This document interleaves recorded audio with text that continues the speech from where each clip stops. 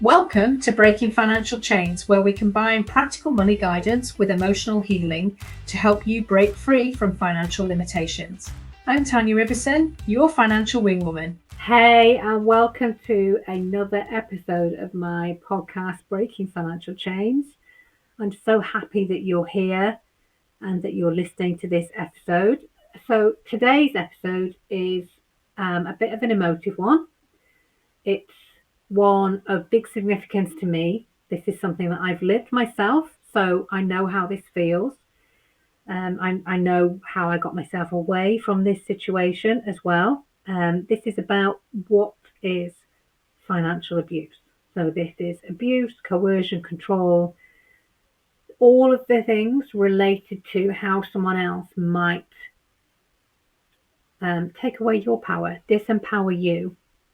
And I've got a really itchy nose today. I'm not sure if that's helpful to share with you. However, this is for you if you've ever felt anxious, you've ever felt not in your own power around money, you felt controlled, but you don't know why. And you can't understand why you can't just ask for what is yours, to ask for what you deserve, to ask for what is right and fair. If you're avoiding those conversations, this one is for you. This is a safe, private conversation. This is just between you and me. And you can reach out to me if you've got any questions. You can reach out to me if you've had any realizations. Some of the content in this podcast may be triggering. If at any time you're feeling uncomfortable, you can pause, you can come back and listen another time, you can skip it completely and come back and listen when you're ready at some point in the future. There is no judgment here. This is not about blame. This is about awareness and support. This is the very essence of why I do what I do. This is the reason I've set up my charity, Financial Control to Freedom Project, to help people that just don't know what to do in this situation. It's a very new baby charity, but it's something that is going to be very mighty indeed. I am absolutely determined to make sure that's the case. So, what is financial abuse, first of all? So, financial abuse, financial control is where one person uses money as a means to control another, whether that's directly or indirectly, whether that's over time. I mean, generally it is over time. It's not something that happens overnight. It is a form of coercive control. So it is intended to get in the way of your normal actions. It is intended to make you change what you might ordinarily have done had that person not been able to get that level of control. It can happen with or without physical abuse. It's often a form, it's associated with domestic violence a lot of the time. And as I said, it builds slowly. It is often disguised as help or care. So, to start with, we often feel very, very grateful. It rarely starts with, you're not allowed money, I am taking your paycheck off you. It often starts with, let me take care of that for you. You look really overwhelmed. How about I take care of paying the bills for you? How about I manage the joint account and the credit card and you just don't worry about it? And on it goes from there. It's something that takes a long time to build up. And by the time you realize that's the situation that you're in, you often can't remember when it started. I certainly couldn't when this happened to me. It was years and years down the line that I realized I can't leave. Or I believed I can't leave. It took me 8 or 9 years to realize the situation that I'd been skillfully and masterly maneuvered into. So I want to share, first of all, some common signs of financial abuse. This list is not exhaustive. I am going to add to this some of my own examples that I've lived myself and that I've learned from people that I've worked with, from women that I've coached and helped, just to give you an idea. Some of these things you might be able to relate to. Some of these things you might think are perfectly normal. You might not question, and you might get to the end of this podcast episode and you might think, oh my God, that's control that's being exerted over me. I've also heard feedback from husbands and other halves who've listened to some of these examples and have got heartbreakingly upset because they've realised they're controlling their other half. Sometimes it's not intentional, this is not necessarily something that's always bad. But because we're conditioned not to talk about money, because we might want to avoid the confrontation and we don't want to rock the boat, even if we start to suspect these things, it can be really difficult to bring up the topic of conversation. It can be really, really hard to say, I would like to have access to that. I would like to understand how much that costs, without it becoming a conversation about, oh, by the way, I want to leave you, so please can you share this information with me? Or it's hard for that not to be the assumption at the other side. So by not having conversations about money, all that happens is that we draw conclusions based on what we assume. And that's also not helpful either. So some signs of financial abuse that you might not recognise might be restricted access. So not being allowed to access certain accounts, for example, that you contributed to, or savings accounts, or ISAs, or pension funds, for example. You might not even be able to see them. If you have some questions around, well, but why can't I access that? That's my money. I've contributed to that. Then that should be a red flag. Another example of restricted access, which happens surprisingly more often than we think. We're not in 1950s Britain anymore, where the men gave a household allowance to the little lady at home that needed to have a hot meal on the table when the husband came in from work. This still happens, getting an allowance for household expenses and being made to account for that spending. I remember my dad doing exactly this with my mum. So my dad used to be a window cleaner and was often paid in cash. So he would provide cash for my mum to do the weekly shop, to go and get the things that we needed from the market and from town during the week. She would have an amount of cash and he would know how much he'd given it, and she would need to provide the receipts to support the change that was left and account for where the rest of that money had gone. If you're in that situation, particularly if you're earning yourself and you're given an allowance that you have to justify, this is a method of control. And that might be hard for some of you to hear, and I understand that. Take a moment. As I've said, you can pause this podcast, you can stop at any time. Another example might be absolutely zero transparency, where you are completely excluded from any of the conversations in relation to finances. You aren't consulted when it comes time to renew the mortgage, for example, because you've come into the end of the fixed rate period, or you're looking to move house and you're looking at houses and you're renting, but you aren't privy to the conversation that determines what your budget is on the monthly rent. It's all too complicated. It's not your area. You said that you wanted me to deal with this. Just let me take care of it. And you're just completely excluded. Not only are you excluded from being involved in that conversation, but you're excluded in part of the learning process. Part of being an adult and having financial autonomy means that you get to make mistakes as well. We all do it. It's completely fine. But that is how we learn. We make mistakes and then we don't make them again. But if we're completely and consistently excluded from those financial conversations, we're not going to get that starting point that we need. We're not going to get to make the mistakes that help us to build solid foundations. We're not meant to get this right 100% of the time. I don't get this right 100% of the time. I make mistakes. I forget to cancel stuff and overspend on things. This is part of life. But if you're protected, in inverted commas, from being able to do that because you can't cope with it, then this should be a red flag.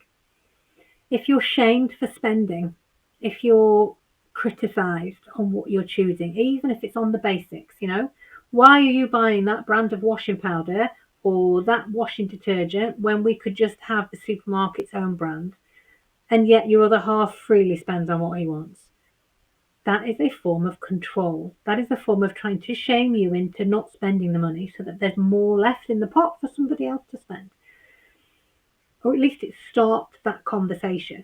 You're criticised for buying makeup. You're criticised from hair care products. And yet he can have the cosmetics and things that he wants and the aftershave and everything else. All the other way around, this could be the man being financially controlled and the woman spending, but I'm predominantly talking to women as I've talked about on earlier podcast episodes. A more severe form of financial abuse is where you're discouraged or blocked from working. It might be that you have a job, but then your means of getting to that job are taken away from you. The car is taken away from you because they all of a sudden need the car. So you can't actually get to work, but it makes it very, very difficult for you to get to work. You need to take care of the children because they're working unexpectedly on a certain day, and therefore you become known to be unreliable in your place of employment and the contracts and things that you're working on, and therefore you lose that source of income. And then you get blamed for it. You've only got yourself to blame. You're not reliable, but the reason you're not reliable, the reason that you had to lose that work in the first place, was because of the restrictions that were placed upon you externally. This is a form of financial abuse. Somebody insisting on controlling the income, of making sure it all goes into the same account. This is a form of financial control and or abuse. Another example is surveillance. Checking your receipts, checking your phone, checking your bank statements. You start hiding what you've bought just to avoid a row. I often joke with my husband when I've been spending and I'll wear a new top, for example, very happy. Oh, is that new? Oh, this old thing. And we laugh about it because I still have some deep and ingrained patterns in me where I wasn't allowed to buy for myself either. I would do all the hard work, I would earn the money, but I wasn't able to spend it, and I was criticised for spending money on myself, which then fed into the story that I told myself from a very young age, that I wasn't deserving of spending money on myself. So some of these stories they feed into the earlier pattern. They confirm the money beliefs that we have from a really young age. And we feel the same feelings that we had at the age of 7. And yes, I know I'm not good with money. I've always believed that I'm not good with money. This is a form of financial abuse. Weaponised guilt. They make you feel like a burden if you spend anything because that's their money that they can't spend on something else, or using money to guilt you into staying silent. This is a form of financial abuse, threatening to take a source of income away if you don't do what is asked of you, or if you don't do what that person expects you to do. Threatening to not pay for childcare if you don't do what is asked of you, or if you don't do as you're told, is a form of financial abuse. Financial gaslighting is another example. They hide debts and purchases, and when you question things, you're told that you're overreacting and you don't understand the money, and I take care of all of this so you don't need to worry about it. Either like a pat on the head and patronising, or as a way of just withholding that information from you and not sharing fully and openly. This is a form of financial abuse and or control. Sometimes, as I mentioned earlier on in this episode, this is not intentional. Sometimes this is learnt behaviour that they have learnt because that was the way that things were for their parents and grandparents, and the examples that were set for them. In the same way as we know that money experiences and money habits quite often are learnt from experiences because we aren't taught specifically any different generally in schools. That the emotional impact of this can be absolutely massive. Even if your partner never laid a hand on you, this kind of control leaves really deep scars, and you carry that with you then, and it impacts the decisions and your capabilities going forward. You've got constant anxiety around spending, shame for not knowing how your own household runs. and worry about what happens if you're having to do this on your own, or if at some point in the future you might have to do this on your own. Feeling like you can't leave because you don't know how to do this on your own. Feeling like you've allowed it to happen.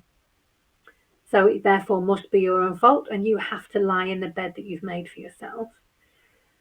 Fear of leaving because you don't know how you'll survive financially. One of the things I say the most often, every woman should have the means and the mindset to leave. If the money is withheld, it's often the mindset that does the most damage. But this is why it's so hard to spot and why it's even harder to talk about. This subject is so emotive.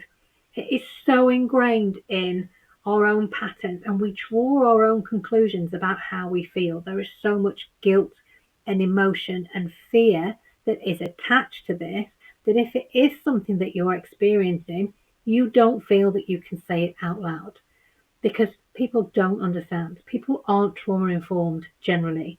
Who can you talk to share this information with? Who can you go to for help and know that you will be heard without judgment? Well, first of all, you can come and talk to me. That's what this platform is for. But I need to get really real with you now. This is not your fault. None of this will be your fault. None of this it's not about the choices that you've made. This is not about your background. This is something that's happened and therefore something that can also happen to be changed.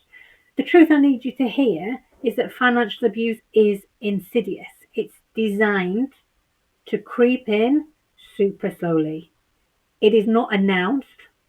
It is something that starts off as something that is helpful, something that is meant to make your life easier, for which you are grateful for in the beginning, which is why it feels even harder later on down the line to say, I don't need you to do that anymore. I would actually quite like to be involved in this conversation. I am capable of making these decisions, and this is a partnership. So I would like to be able to do that together going forward. Sometimes you're not even sure that it's happening, and sometimes you can hear things like this podcast and think, oh my God, that's me. Or, well, that sounds like me, but I know that that's not abuse because this is different in my situation. This is not meant to make you leave your husband or your partner at all. This is meant to raise awareness. This is meant to make you be curious yourselves about what you could be doing differently. This is meant to get you to ask the questions yourself internally. You don't have to share it with anybody else if you're not comfortable. But when you are comfortable, know that there are people that you can talk to. There are people that have experienced this. There are probably a lot more people than you think that are going through this right now. So starting this conversation is so, so important. We have the cycle of shame that gets in the way. I should have known better. That was me. That absolutely was me. That was exactly what was going through my head. Not only should I have known better, I was a trained accountant. I deal with other people's money all the time. I advise people on financial decisions all of the time. I am qualified. I've read the textbooks. I should have known better. I am a professional, but I still ended up in this situation. There's no discrimination when it comes to who this applies to. It can happen in all walks of life, at all levels of earnings. We've seen this from stories with celebrities in the press. Mel B is a very prominent figure in the financial abuse space. She wrote an entire book on how her money was completely controlled by her ex-husband at the time. This happens far more often than you think. You've also got the societal expectation that women should be grateful or not question financial decisions, particularly as a very long-standing position in society, the little woman being at home and looking after things, very, very 1950s, but that is still instilled because of the learned behaviours that we carry down generationally. It's expected of women, it's what's expected of men, and the way that men treat women in a very, very old-fashioned way, but it still exists. It's still around. And the man takes care of the money, and therefore women should be grateful that that's something that they don't have to deal with. It's It's far more common than you believe. You are not alone. This is not your fault. Financial abuse thrives in silence and shame. And the first step to freedom is naming it, is being aware that that's something that is happening around you. So, what can you do if you recognize yourself in some of this? Very, very gently, be kind to yourself. This is something that's happened or is happening to you. It has probably taken a very long time to manifest in the way that it is currently. I'm not suggesting that it's going to take the same amount of time to reverse or get back out of it, that it isn't something that can be fixed immediately overnight. So this has to be at your own pace. Safety first, absolutely all the time. Keep yourself in a safe place as much as you absolutely possibly can. Keep yourself in a trauma-informed space of your lived experience is real, it is true, how you feel is important, and it is something that perhaps is going to take a bit of time to work through to get over. And there is also zero pressure for you to do anything. The starting point is awareness, as I've said, and I continue to say on each of the episodes in my podcast. Just listening to this podcast episode, first of all, is a huge step. You're already shifting, you're recognizing, you're noticing. Your brain your subconscious will start to pick up on things a little bit more just from listening and learning this new information if you're not already aware of what this is and how this can manifest itself.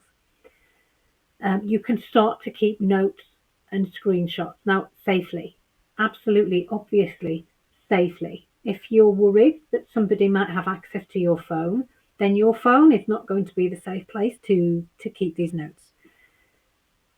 If it's safe to do so, do this. Keeping track of financial behaviour, making notes, sending an email to a separate account or somebody that you 100% completely trust, and then delete that from your sent emails and your deleted emails.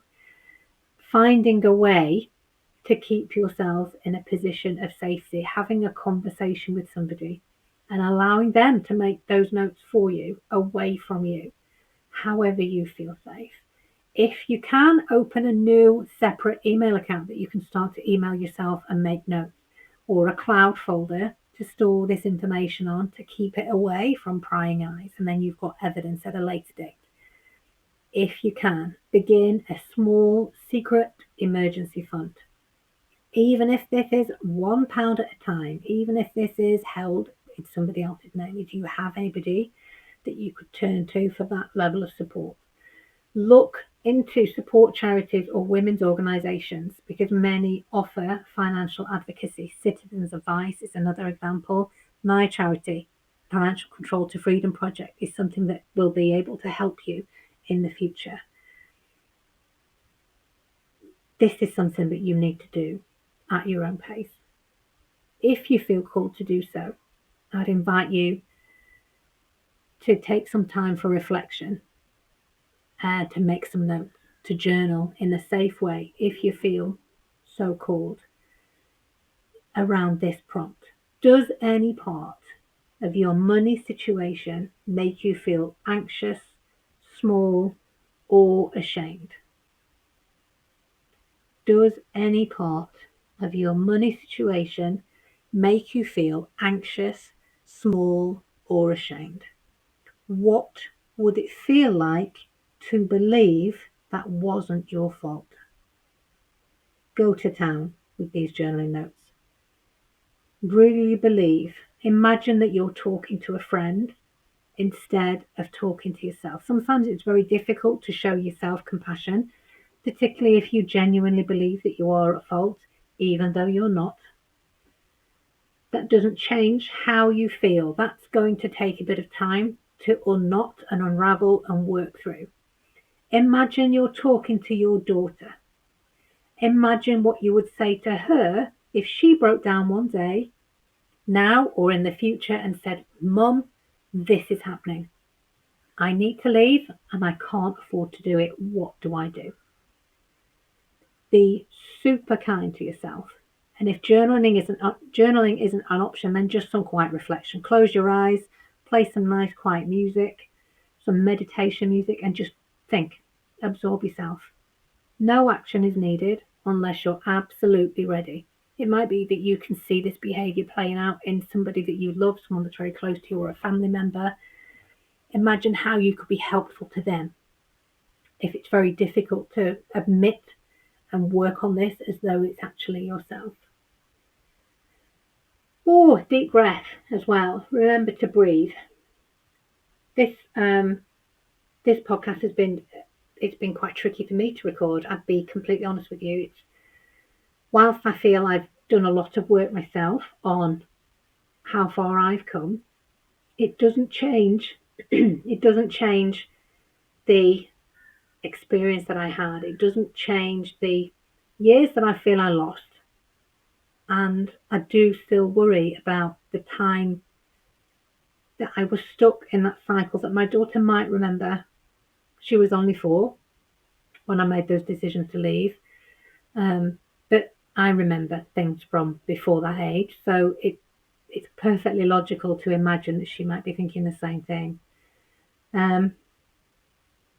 So thank you so much for listening.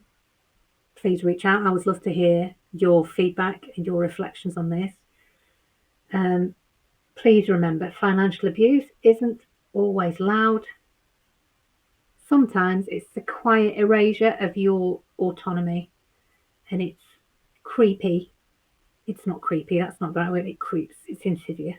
It works its way in so slowly you don't even realise it's happening. But you deserve to feel safe, informed, and in control. And if no one has ever told you this before, you are allowed to take your power back, one step at a time. So thank you, and I'll see you on the next episode. Thank you for joining me today on Breaking Financial Chains. Remember, you have the power to transform your relationship with money one step at a time. If this episode helped you, please subscribe and leave a review to help others find their path to financial freedom. I'm Tanya, your financial wing woman, and I'll see you next week.